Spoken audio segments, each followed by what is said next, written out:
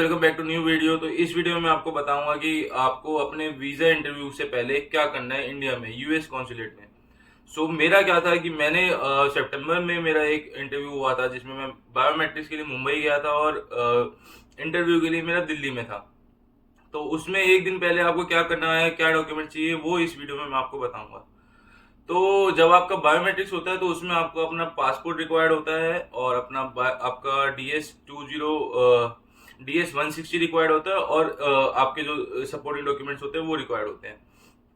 तो बायोमेट्रिक्स में आपको कुछ भी नहीं होता। मेरा मुंबई में था। आपको मतलब जैसे अगर आपका 10:30 बजे का शेड्यूल है तो आप उससे आधा पौना घंटा पहले पहुंच जाओ, बाहर खड़े हो जाओ, तो वो आपको आपके शेड्यूल टाइम पे ही बुलाएंगे। और उसमें बस आपको कोई सवाल कुछ नहीं करेगा, बस आपको अंदर जाना है। आपका पासपोर्ट लेंगे, वो पासपोर्ट देखेंगे, पासपोर्ट पे एक स्लिप लगाएंगे, प्रीमियम डिलीवरी जो भी आप करवाई होगी वो डिलीवरी स्लिप होती है। उसके बाद आपकी एक फोटो लेंगे और आपके फिंगरप्रिंट्स लेंगे, दैट्स इट। और कुछ नहीं होगा। आपका DS 160 भी चाहिए होगा, बस जीएस अपॉइंटमेंट कंफर्मेशन चाहिए होगा। Appointment confirmation page, DS 160 page and your passport, बस ये तीन चीजें चाहिए होगी और कुछ नहीं चाहिए होगा। आप उधर करोगे, बस 5-10 मिनट का काम होता है और फ्री हो जाओगे। कोई बायोमेट्रिक्स के लिए तो कोई टेंशन लेने की बात नहीं है। अब मेन बात आती है इंटरव्यू। अब आप इंटरव्यू के लिए कैसे तैयारी करोगे। जब मेरा सितंबर में दिल्ली में इंटरव्यू था, तो इंटरव्यू के लिए आपको ये रखना है कि एक दिन पहले आपको मतलब सारे जो भी क्वेश्चंस आपको लगते हैं कि मेरे सामने आ सकते हैं, कि जो मेरे से वो पूछ सकता है, वो सारे के सारे क्वेश्चन आपको मतलब एक पेपर पे लिख लो या फिर एक अपने फोन में लिख लो। मैं तो अपने व्हाट्सएप में मतलब अपने खुद के अकाउंट में शेयर कर देता था। वो लिख लो और उससे रिवाइज करते जाओ। बार बार शीशे के आगे बोलो या ऐसे मतलब किसी को सुनाओ, कोई किसी को बोलोगे वो आपसे क्वेश्चन पूछे, तो आपको उससे और कुछ नहीं, आपका कॉन्फिडेंस बढ़ता है कि वहां पे जाके अगर आपसे कोई क्वेश्चन पूछेगा तो आप क्या बोलोगे। तो हाँ, आपको एक दिन पहले क्या करना है, सारे के सारे क्वेश्चंस एक दिन पहले नहीं, 2-3 दिन पहले से तैयारी चालू रखो इसको। सारे क्वेश्चंस वीडियोस वगैरह देखो क्या होता है, क्योंकि मैंने भी यूट्यूब वीडियो से पहचाना था कि भाई क्या क्या क्वेश्चन पूछते हैं, क्या क्वेश्चन आते हैं। गूगल पे देखो, टेलीग्राम चैनल होते हैं उन पे देखो कि अभी क्या हो रहा है, क्या अप्रूवल रेट से कुछ भी नहीं होता। मेरे को जहां तक लगता है कि अप्रूवल रेट मैटर नहीं करता कि कहाँ का अच्छा है कहाँ का बुरा है, क्योंकि वो सब मैटर करता है उनके ऊपर कि वो आपको मतलब वीजा देते हैं कि नहीं देते। क्योंकि दिल्ली में मैंने सुना था अप्रूवल रेट्स अच्छा है, पर मेरे को तो वीजा वहां से रिजेक्ट हो गया था। तो मेरे को ऐसा ही लगता है कि कुछ मैटर करता है। जब भी आपको जो भी लोकेशन मिले जो आपके पास हो, सुटेबल हो, वहां पे आप चले जाओ। और आपके क्या है, आप अंदर जाओगे, जैसे एक ऐसा होता है कि आपको बाहर खड़ा कर देंगे, आपके डॉक्यूमेंट्स वगैरह चेक करेंगे जब आप उसके लिए इंटरव्यू के लिए जाओगे। तो जब मैं दिल्ली में गया था तो फोन वगैरह कहीं पे भी अलाउड नहीं होते। बायोमेट्रिक्स में मुंबई में अलाउड थे, दोनों टाइम मैंने बायोमेट्रिक्स मुंबई में दिया, तो मुंबई में फोन अलाउड थे। आप बस लॉकर में रख लेंगे। वो लॉकर अगर आप घर पे रख के जाओगे, मतलब होटल वगैरह में रख के जाओगे, तो वो बेटर है। मगर आपको अगर आप अकेले हो तो आप वहां पे भी लॉकर मिल सकते हैं, पर वो कॉस्टली होते हैं, 200-300 रुपए लेते हैं लॉकर के। और शायद मुंबई और दिल्ली में भी होता है, पर मैंने ऐसा लाइक मैंने तो देखा नहीं, मैं तो अपने हॉस्टल में ही छोड़ के गया था। तो आप जाओगे वहां पे, आपको क्या कहते हैं, एंट्री होगी, आपका डॉक्यूमेंट्स वगैरह चेक होंगे, काफी भीड़ होगी, बहुत सारे ओल्ड एज पीपल होंगे, F1, J1, H1B, अलग अलग टाइप के वीजा होंगे। आप उनसे बात करोगे, बात करनी है बात कर सकते हो, लेकिन आप उस टाइम बहुत टेंस होगे। बस आपको टेंशन नहीं लेनी किसी बात की भी। आपका मतलब लास्ट में दिल्ली में जब मैं गया था तो मतलब बाहर मेरे को बहुत डर लग रहा था। जब अंदर गए वहां पे जैसे नॉर्मल सिक्योरिटी एयरपोर्ट चेक होता है, वैसे ही सिक्योरिटी चेक होगा। आपकी सारी लेदर बेल्ट वगैरह उतरवा देंगे, लेदर की चीजें, पर्स वगैरह। आप चले जाओगे आगे। उसके बाद एक बड़ा सा हॉल आएगा, वहां पे आपके फिंगरप्रिंट्स वगैरह चेक होंगे। उसके बाद आप लाइन में लग जाओगे और आप इंटरव्यू सुनोगे कि क्या चल रहा है इंटरव्यूज में। तो इंटरव्यू सुन रहा था, जब मैं वहां पे सुन रहा था, देख रहा था, तो मेरे को काफी डर लग रहा था उस टाइम दिल्ली में, तो कि क्या होगा मेरे इंटरव्यू में, क्या होगा। उसके बाद जैसी मेरी बारी आई तो क्या कहते हैं, मैंने जब इंटरव्यू शुरू किया तो वो लेडी काफी मतलब डोमिनेटिंग थी। और वो जब मेरे को अपना क्वेश्चन पूरा ही नहीं करने दी, आंसर पूरा ही नहीं करने दी, बार बार क्वेश्चन पूछी जा रही थी, पूछी जा रही थी, पूछी जा रही थी। मैं भी आंसर दे रहा था, पर लास्ट में उसने मेरे को रिजेक्ट दे दिया। अगर आप रिजेक्ट हुए हो तो आपको वो पासपोर्ट दे देंगे, अगर आपका अप्रूव हुआ है वीजा तो आपका वो पासपोर्ट रख लेंगे, वो आपके घर पे आ जाएगा। तो उस टाइम रिजेक्ट हो गया था मैं सितंबर में। बट उसके बाद फिर मैंने दोबारा अप्लाई किया, दोबारा से फॉर्म भरा। तो आपको दोबारा अपॉइंटमेंट लेनी पड़ती है, दोबारा वीजा फीस भरनी पड़ती है, दोबारा सब कुछ करना पड़ता है। तो उसके बाद आपको दोबारा से मैं फिर मुंबई में ही मैंने बायोमेट्रिक्स दिया और मुंबई में मैंने क्या कहते हैं इंटरव्यू दिया। तो जब मेरा मुंबई में इंटरव्यू था, मुंबई में मेरा इंटरव्यू था 8:30 बजे सुबह। तो मैं 8 बजे पहुंच गया था। पूरी रात मैं सोया नहीं था। मैंने पूरी रात मतलब मेरे दिमाग में भी वही चल रहा था, और मैं रात को मतलब 10 बजे से लेके 2 बजे तक मैं सारे के सारे अपने क्वेश्चन ही बार बार याद कर रहा था लाइन वाइज कि हाँ, एक तो क्वेश्चन होगा why are you going to USA, कितने टाइम के लिए रहना चाहते रहोगे यहाँ पे, आपका सिलेबस में क्या है, या फिर आपके अगर F1 स्टूडेंट हो तो आपका सिलेबस के बारे में पूछते हैं, आपके फैमिली के बारे में पूछते हैं, अगर आप J1 हो तो आपके क्या कहते हैं ट्रेनिंग प्लान के बारे में पूछेंगे कि आप वहाँ पे जाके क्या करोगे। यही होते तो नॉर्मल क्वेश्चन ही है, बट हमको डर रहता है क्योंकि वहाँ पे अप्रूवल रेट काफी कम है। आपको नहीं पता कि वो आपको क्यों रिजेक्ट कर देंगे, वो आपको बताएंगे भी नहीं। वो बस आपको एक 214B, जब मैं पहली बार रिजेक्ट हुआ था, वो 214B रिजेक्शन स्लिप दे दी थी मेरे को। उसमें नहीं लिखा होता कि आपकी क्यों रिजेक्शन है, कोई रीजन नहीं होता, बस उनके सिस्टम में होता है।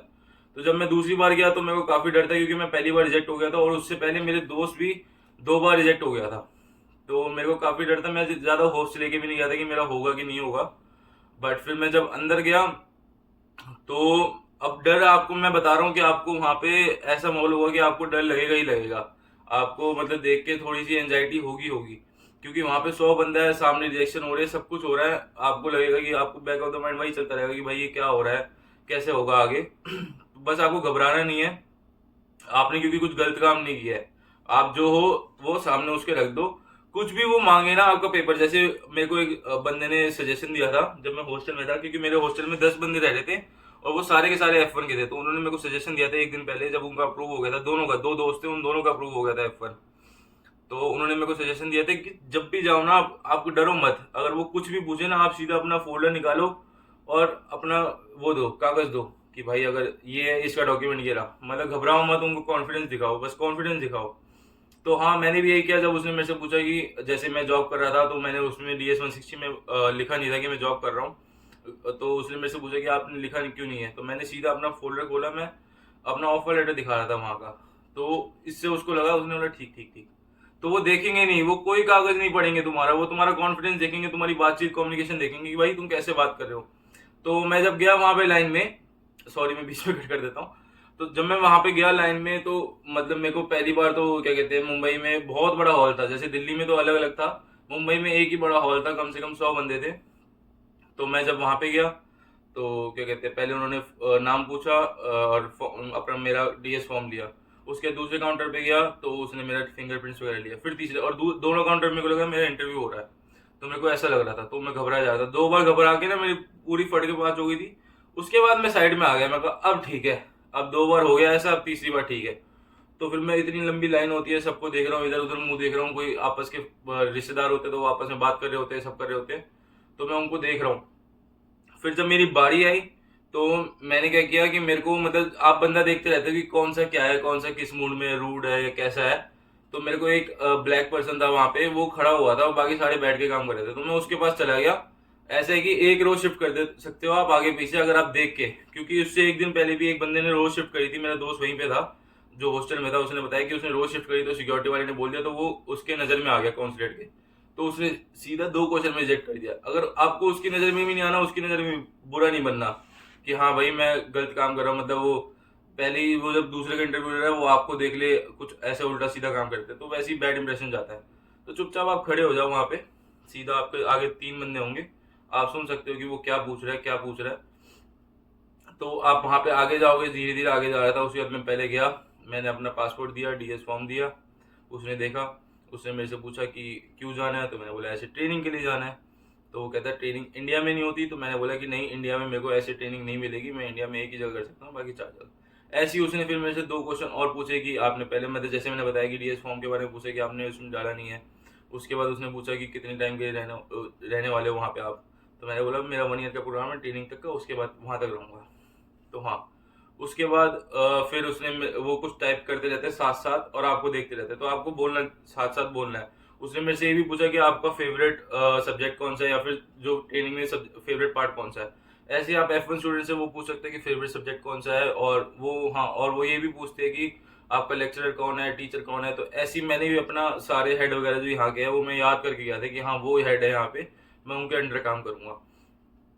तो ये सब होने के बाद वो टाइप करते जा रहा, टाइप करते जा रहा। उसने मेरे फॉर्म लिया, जब मेरे वो साइन करा था, तब मेरे को उस टाइम समझ नहीं आ रहा था कि भाई ये क्या कर रहा है, मतलब हो ही गया, हो गया, ये सच्ची हो गया। तो उस टाइम तो ऐसा था। फिर मैं बाहर आया, मतलब क्या कहते हैं, फोन मेरे पास था नहीं, फोन मेरा हॉस्टल में था। तो मैं बाहर आया भाग के, मतलब इतना बड़ा चलना होता है उसमें। तो मैं जब बाहर आया तो उसके बाद मैंने किसी से फ़ोन मांगा, किसी के फैमिली फ्रेंड्स वगैरह खड़े थे, घर पे फ़ोन किया, सबको बताया। तो हाँ, तो ये मेरा कुछ ऐसा एक्सपीरियंस था वहाँ पे जाने का। बस आपको मैं यही बताऊंगा कि आपको घबराना नहीं है वहाँ पे, बिल्कुल भी डरना नहीं है। सारे फॉर्म आपके पूरे हैं, आप कुछ गलत काम तो कर नहीं रहे, सीधे वे से जा रहे हो। तो वो कुछ भी नहीं, मतलब आप जितना कॉन्फिडेंस दिखाओगे वो उतना ही सही बोलेंगे। ये भी नहीं कि आप उनको ओवर दिखा दो। वो जितना क्वेश्चन पूछे ना आपसे, आप उनको उतना ही बताओ। उनसे उनको ना ज्यादा फालतू बोलो, ना ज्यादा फालतू सुनो उनसे। मतलब कि जितना वो पूछे उतना ही बताओ, ज्यादा फालतू मत बताओ उनको। कि कोई कोई बोलता है कि पूरा पूरा पैसेज बताओ उनको। अगर उसने पूछा है कि क्यों जा रहे हो, तो आप पूरा बताओगे, भाई पहले ऐसे करता था वैसे नहीं, क्यों जा रहे हो, भाई मेरा ये पढ़ने के लिए जा रहा हूँ, उस पढ़ाई के लिए जा रहा हूँ, ये बोलना है बस। और कुछ नहीं, आपको शॉर्ट एंड क्रिस्प आंसर रखने हैं। जितना वो मतलब क्वेश्चन, जितना उसने क्वेश्चन पूछा उतना ही जवाब दो, फालतू मत बोलो। या उसके बारे में कुछ बोल सकते हो बस, उससे ज्यादा फालतू मत बोलो बस। उनको यही चाहिए। और थैंक यू ये यहाँ तक वीडियो देखने के लिए। बाकी मैं और वीडियो इसकी अगर आपको चाहिए तो मैं आपको बताते रहूंगा कि मेरा इमिग्रेशन में भी क्या हुआ, क्योंकि लोग इमिग्रेशन से भी डरते हैं। लोग क्या, मैं भी डर रहा था कि इमिग्रेशन में क्या होगा। तो उसकी भी वीडियो अलग बताऊंगा कि इमिग्रेशन में क्या हुआ। बाकी यहाँ तक वीडियो देखने के लिए शुक्रिया। मिलते हैं अगले वीडियो में। सब्सक्राइब करें, लाइक करें, शेयर करें। Thank you.